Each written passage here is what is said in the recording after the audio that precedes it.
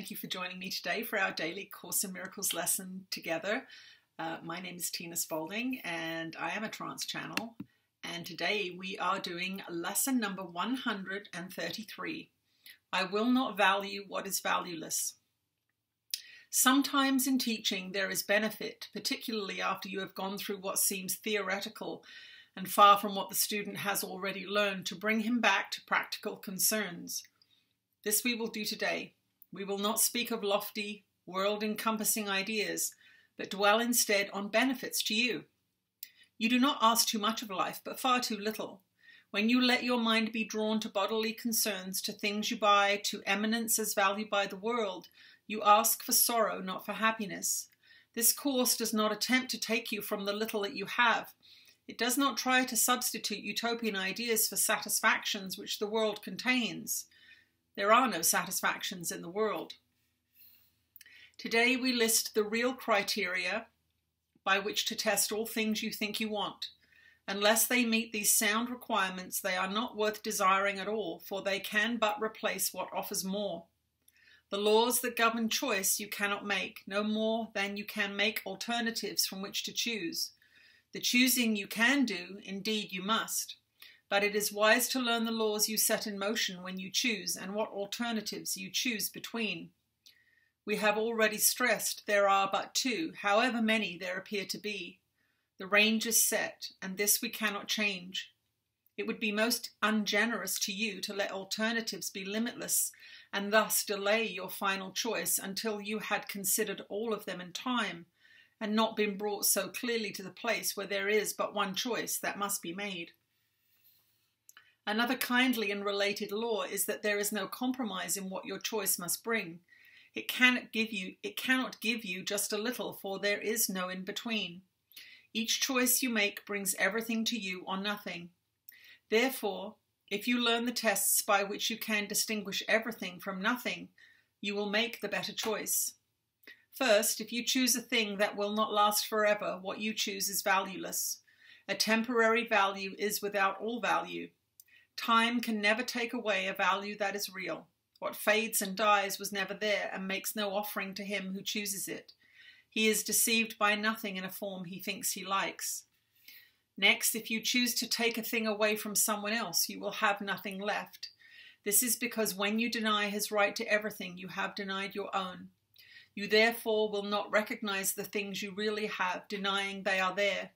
Who seeks to take away has been deceived by the illusion loss can offer gain.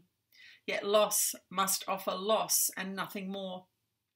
Your next consideration is the one on which the others rest. Why is the choice you make of value to you? What attracts your mind to it? What purpose does it serve? Here it is easiest of all to be deceived, for what the ego wants it fails to recognize. It does not even tell the truth as it perceives it, for it needs to keep the halo which it uses to protect its goals from tarnish and from rust, that you may see how innocent it is. Yet is its camouflage a thin veneer which would deceive but those who are content to be deceived. Its goals are obvious to anyone who cares to look for them. Here is deception doubled, for the one who is deceived will not perceive that he has merely failed to gain. He will believe that he has served the ego's hidden goals. Yet though he tries to keep his halo clear within his vision, still must he perceive its tarnished edges and its rusted core. His ineffectual mistakes appear as sins to him, because he looks upon the tarnish as his own, the rust a sign of deep unworthiness within himself. He who would still preserve the ego's goals and serve them as his own makes no mistakes according to the dictates of his guide. This guidance teaches it is error to believe that sins are but mistakes, for who would suffer for his sins if this were so? And so we come to the criterion for choice that is the hardest to believe, because its obviousness is overlaid with many levels of obscurity. If you feel any guilt about your choice, you have allowed the ego's goals to come between the real alternatives, and thus you do not realize there are but two, and the alternative you think you chose seems fearful and too dangerous to be the nothingness it actually is. All things are valuable or valueless. worthy or not of being sought at all, entirely desirable or not, worth the slightest effort to obtain. Choosing is easy because of this. Complexity is nothing but a screen of smoke, which hides the very simple fact that no decision can be difficult. What is the gain to you in learning this? Is it far more than merely letting you make choices easily and without pain? Heaven itself is reached with empty hands and open minds, which come with nothing to find everything and claim it as their own. We will attempt to reach this state today with self-deception laid aside and with an honest willingness to value but the truly valuable and the real. Our 2 extended practice periods of 15 minutes each begin with this.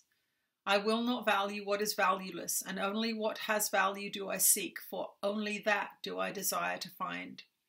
And then receive what waits for everyone who reaches unencumbered to the gate of heaven, which swings open as he comes. Should you begin to let yourself collect some needless burdens, or believe you see some difficult decisions facing you, be quick to answer with this simple thought: I will not value what is valueless, for what is valuable belongs to me. And that is our lesson for today, lesson number 133. I will not value what is valueless. Let's see what Jesus has to say today.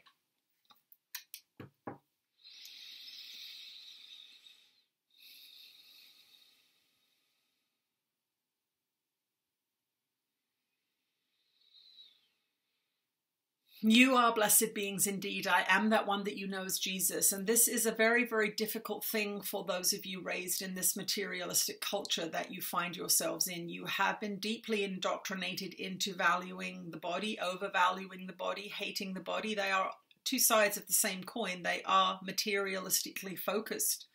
And you have been tempted and trained and cajoled into spending all of your time trying to gather around you material possessions. The unhealthiest version of that, of course, is the billionaire, the person who has far more than they need and continues to take from others, regardless of the methods they use. They do not need any more. And yet they feel if they give away what they have that they will be losing, when in fact they will be gaining. The other example of the materialistic person gone wild is, of course, the hoarder. But in real spiritual terms, many of you in North America are hoarders.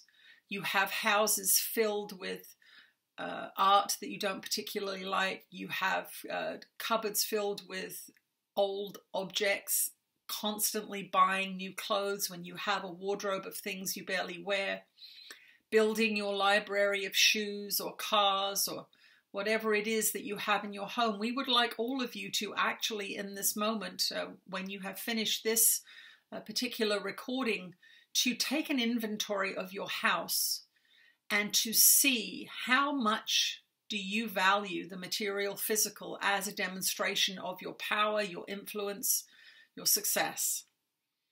If you have far more than you need, and you will know straight away when you look around your home, is it full of things that you barely use or look at?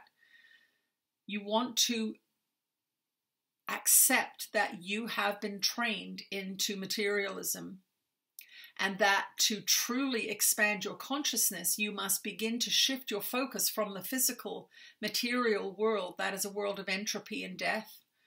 The body, of course, is going to die at some point. What we want you to understand is that it is not until you realize what you have become that you can change it. If you are in denial of your materialism, then you will not look at it and you will not change it. But if you take an inventory of your home and your closets and your kitchen, and you see all of the masses of stuff that you own, then you can begin to say, this is what I'm focusing on. This is why I have been unhappy, because I have been seeking happiness in material objects, and clearly they don't satisfy me because I keep buying them. This is not about consumerism as such, us getting you to stop being a consumer. It is about getting you to become aware of where you are focused. Your focus is going to determine how happy you are. Your focus is going to determine what grows, what develops. I am that one that you know as Jesus, and I will see you again tomorrow.